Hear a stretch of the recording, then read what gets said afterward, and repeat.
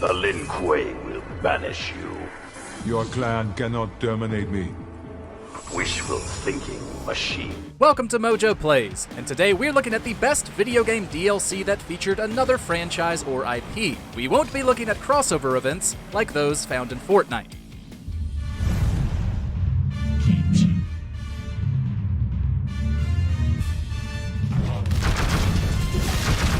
Before we begin, we publish new content all week long, so be sure to subscribe and ring the bell to get notified about our latest videos.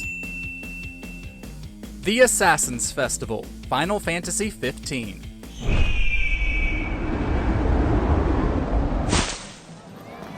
Well, did you see him? Yep. This way.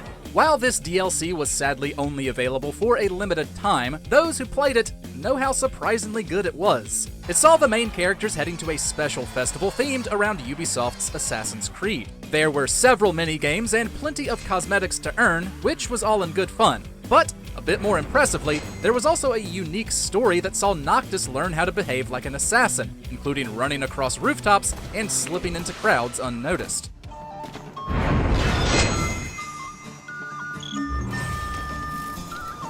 This could have easily been something lighter and generic, but bringing Assassin's Creed gameplay elements into a Final Fantasy setting was not only an interesting fit, but a loving celebration.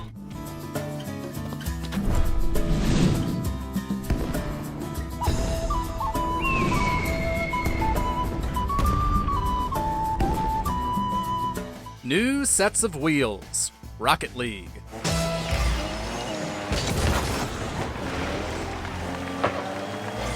Although some of it would later get discontinued, Rocket League still received a slew of great crossover DLC. As you might expect from a game centered around rocket-powered cars, the majority of DLC was of iconic vehicles from across a variety of properties. These ranged from more than one type of Batmobile to the DeLorean from Back to the Future, from the Ecto-1 from Ghostbusters to the Sweet Tooth ice cream truck from Twisted Metal.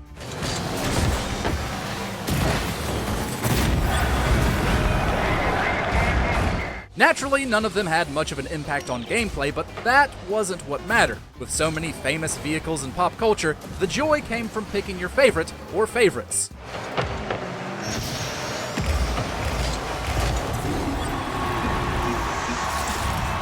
Midgar Special, Power Wash Simulator. Surprisingly, Power Wash Simulator has one of the more satisfying gameplay hooks of the past few years. A lot of people apparently agree, which has led to several crossover DLC packs, such as one where you get to clean Lara Croft's mansion. As much fun as that one was, it's the crossover with Final Fantasy we like the most. It takes you through a handful of levels inspired by the famous city, including one where you watch the iconic Scorpion Sentinel. The same calming gameplay found in the base game is elevated here, especially for fans of Final Fantasy. It's hard not to feel completely at ease or smile widely as you move between each challenge. The Killers, Dead by Daylight.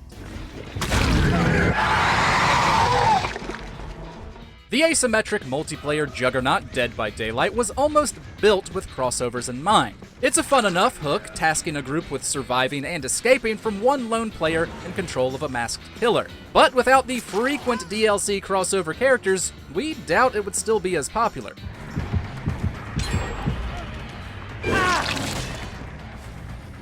If you can think of a horror franchise, it has likely been included. Ghostface from Scream, Pyramid Head from Silent Hill, the Demogorgon from Stranger Things, and Wesker from Resident Evil are just a few villains you can take control of. There have also been some solid new survivors over the years, but the killers are where the fun's at.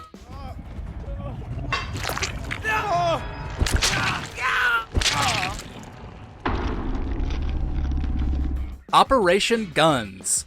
Vampire Survivors.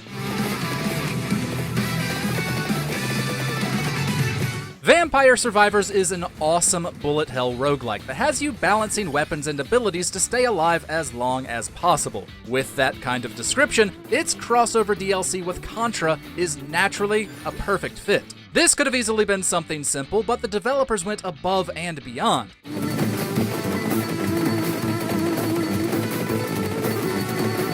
Operation Guns brought 8 new characters, including poster boys Bill and Lance, more than 20 new automatic weapons, maps and enemies inspired by the series, as well as classic and remixed music. All that greatness on top of the addictive, satisfying gameplay hook that made Vampire Survivors a hit in the first place. What more could you want?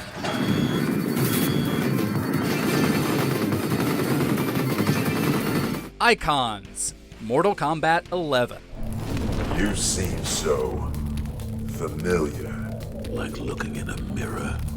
Like looking at one of Quan Chi's minions. Ever since Freddy Krueger appeared as DLC in Mortal Kombat 9, NetherRealm has included more and more iconic characters from other properties that players could purchase. We believe this peaked with MK11 due to the variety of crossovers present. We got ultra-violent comic characters, Spawn and Joker. We also got RoboCop, Rambo, and the Terminator to the delight of violent 80s action film fans everywhere. There's more like you out there?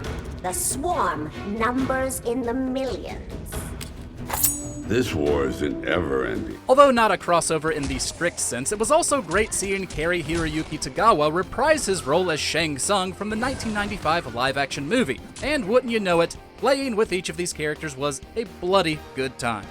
Why reject Kronika's destiny for you? No one controls my fate. The grandest illusion of all. AWE Control. Darkness engulfed the elevator. There was something there, reaching for her, trying to make her act. Yes, it's a crossover between two franchises owned by the same company, but since none of us were expecting Alan Wake to come back, we're still going to include it. While there were some links in the base game, AWE saw them cross over in a much more definitive way. It followed Control protagonist Jesse Faden as she explored the twisted oldest house, with Alan himself narrating alongside you as if it were one of his novels. They all turned into something else. A third thing. The sound made darker. The darkness made louder.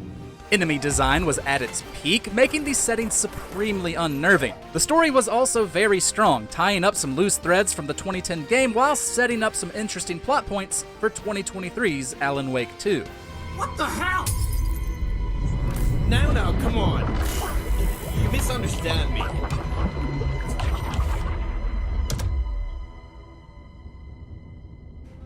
The Legend of Monkey Island. Sea of Thieves. Once-in-a-lifetime chance to hear all the seafaring adventures of the mighty pirate Guybrush Threepwood. Straight from the legend himself. Over the course of multiple expansions, Sea of Thieves became one of the best pirate games out there. So, seeing it cross over with the Monkey Island series was a genuine delight. Consisting of 3 tall tales, The Legend of Monkey Island brought an original plotline with some famous characters and locations from the classic LucasArts adventure franchise. Ah, these docks sure are pretty.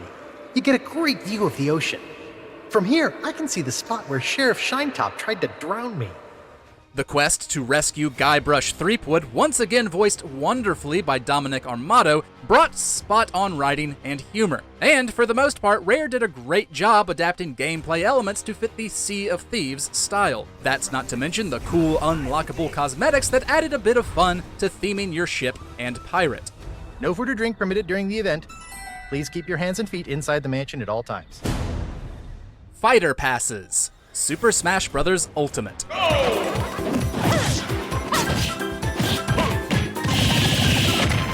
The base roster of Super Smash Bros. Ultimate featured some great crossover fighters. But with nearly every DLC character, the team managed to continuously build hype. Beginning with the reveal of Persona 5's Joker at the 2018 Game Awards, each one became an event for fans to speculate on.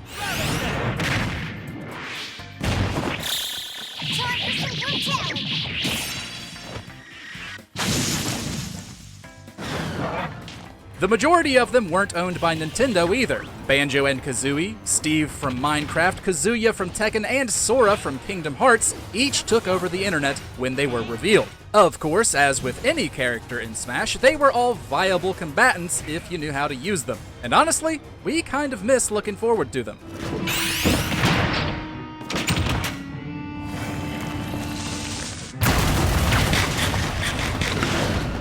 Return to Castlevania. Dead Cells.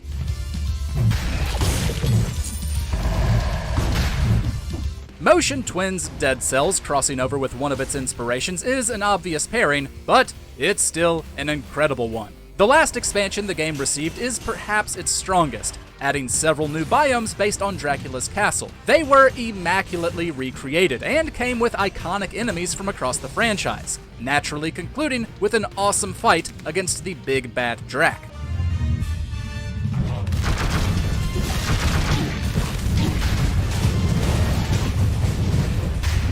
All of the weapons and outfits were a joy to track down and use too. Anyone who's played Dead Cells knows how phenomenally it controls. And since we haven't gotten an actual Castlevania game in years, it's an incredible tribute that fans should not miss.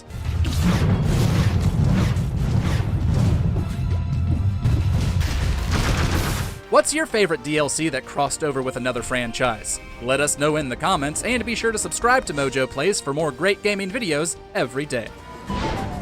Check it out, guys. I'm an assassin.